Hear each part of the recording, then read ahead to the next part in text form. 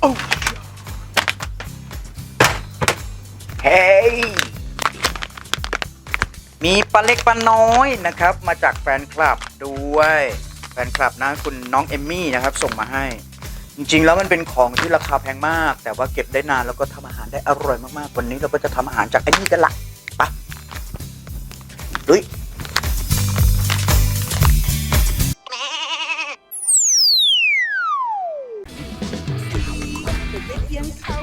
สวัสดีค่ะ Make it easy กลับมาอีกแล้วนะกับครัวที่แสนจะง่ายดายของเรานะครับ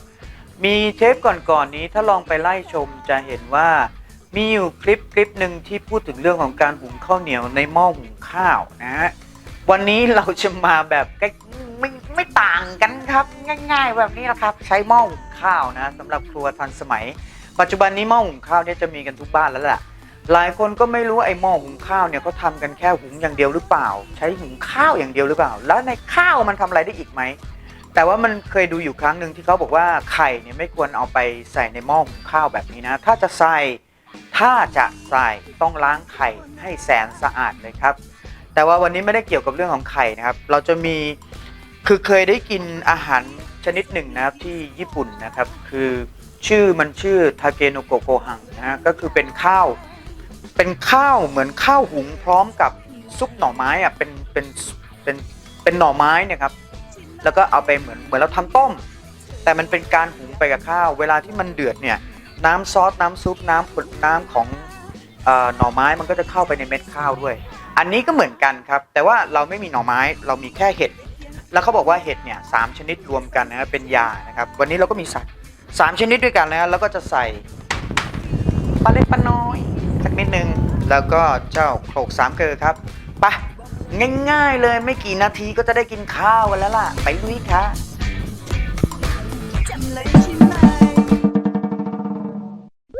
เดี๋ยวเริ่มต้นเนี่ยนะฮะเราก็จะเอาข้าวสวยนะครับที่มีอยู่ในบ้านไม่ว่าจะเป็นสาวให้หรือว่าข้าวขาวหรือว่าข้าวหอมมะลิก็แล้วแต่นะครับแล้วแต่ชอบของตัวเองเลยนะครับแต่ถ้าเป็นหอมมะลิมันก็จะได้แบบนะนวลๆหน่อยนะครับเตรียมไว้นะครับตามกระป๋องที่หม้อหุงข้าวสามารถ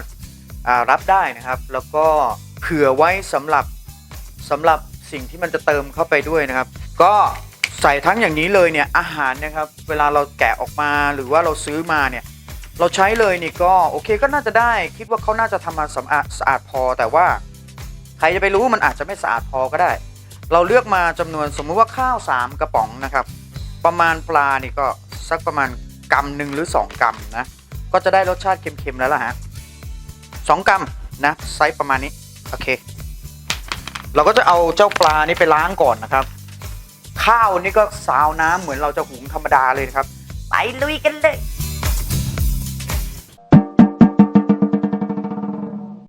เมื่อกี้นี่ไปล้างมานะครับปลาเนี่ยฮะมันจะมีเขาเรียกอะไรนะเป็นน้ำขุ่นๆออกมาบางคนก็บอกแหมอย่างนี้ความหอมของปลาก็หายหมดสิไม่จริงนะครับยังอยู่เยอะเลยเนี่ยข้าวนี่ก็ซาวจนกระทั่งน้ำใสเลยนะครับส่วนเห็ดเนี่ยนะ3 ชนิดมันจะมีเห็ดอะไรก็ไม่รู้ไม่รู้จักแหละฮะมีอะไรนะไม่จีอะไรก็สักอย่างไม่รู้เห็ดอะไรก็ไม่รู้อะแต่ว่าจะมีกี่เห็ดก็ตามนะครับทำให้มันเป็นเส้นบางๆเป็นแผ่นบางๆสักหน่อยนะครับให้มันดูแบบมันน่ากินอะไรอย่างเงี้ยไม่ใช่ใส่เป็นตุ้นๆเป็นท่อนๆเลยนะส่วนไอ้เข็บอันเนี้ยที่เป็นต้นๆแบบเนี้ยใส่ลงไปได้เลยป๊ากินเป็นท่อนๆอร่อยทีนี้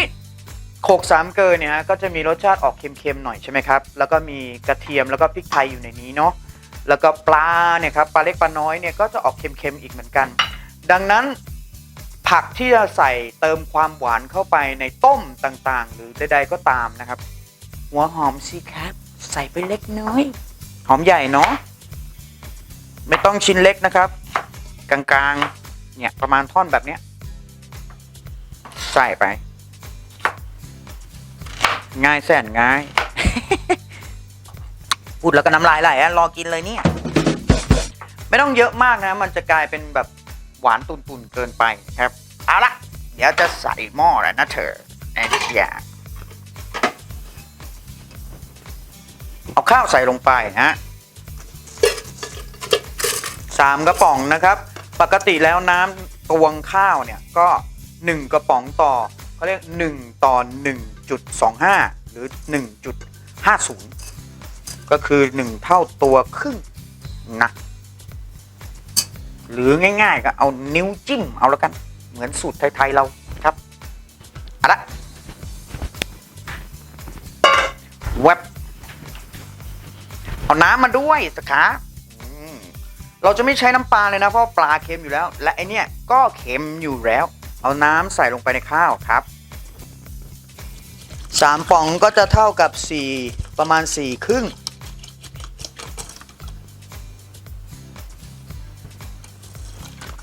4ครึ่งมันจะแฉะไหมเนาะ เดี๋ยวนะสุกัญญาเอาใหม่ข้าว3น้ำ4อ่ะ1 ข้อพี่โน้ตอุดมบอกไว้ว่าทำไมมันแค่1 ข้อแล้วมันทุกอย่างมันโอเคเลยอ่ะทีนี้เราก็เอาปลาลงไปใส่ไปเลยฮะทุกอย่างใส่ไปตอนดิบๆนี่แหละหัวหอมใส่ลงไปเย้อ่ะนะทีนี้เราก็ใส่นี่เห็ดลอยลงไปเลยฮะทุกอย่างแบบว่าง่ายเอาช้อนมาตวงสิครับช้อนโต๊ะแบบนี้นะใส่3 ป๋อง3 ช้อนโต๊ะจะเข้มไปเปล่าวะมันก็เท่ากับการทำเอาแค่2พอเนาะเดี๋ยวจะเจ้มจนไปแล้วก็เปลืองด้วยเพราะของเขาเข้มข้นจริงๆนะโขลก3 เกลือหอมใส่อะไรก็อร่อยครับบอกเลยเราก็คนจนกระทั่งดูแล้วว่ามันเข้ากันนะฮะ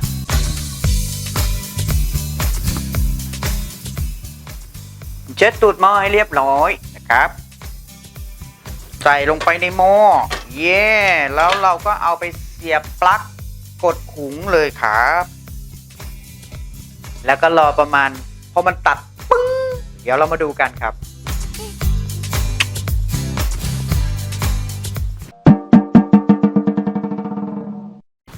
แฮ่โอเคมันเด้งแล้วนะครับเราก็จะมาดูกันสิว่าหุงออกมาแล้วจะเป็นอย่างไร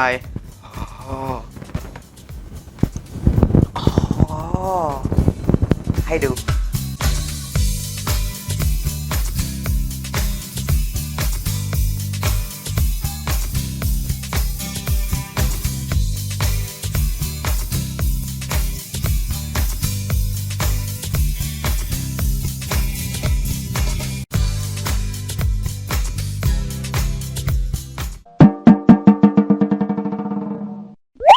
หอมมากหอมปลา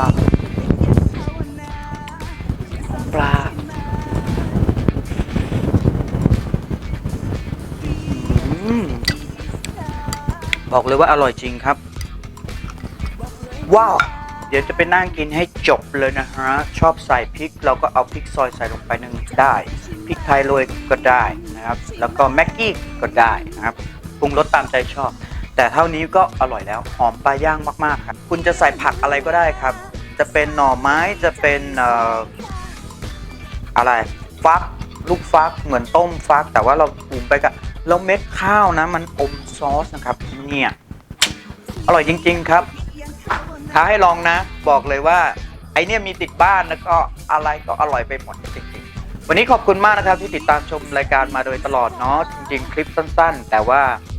ยาวๆไปก็จะทำให้พวกคุณเบื่อเปล่าๆนะเอาแค่ว่ารู้ว่าทำอย่างไรแล้วที่เหลือคุณก็ไปทดลองกันเอาเองเนาะมีลิงก์อยู่ข้างล่างนะเกี่ยวกับเรื่องของเห็ดนะครับสรรพคุณของเห็ดถ้ามันรวมกันอยู่3 ชนิดมันเป็นยายังไงเดี๋ยวลองไปอ่านดูนะครับรวมทั้งลิงก์ในการสั่งซื้อสินค้านะครับขอพระเจ้าอวยพรทุกท่านครับมีความสุขกับอาหารที่คุณสร้างสรรค์ขึ้นเองในบ้านได้อย่างง่ายๆเช่นนี้ขอบคุณมากครับสวัสดีครับอร่อย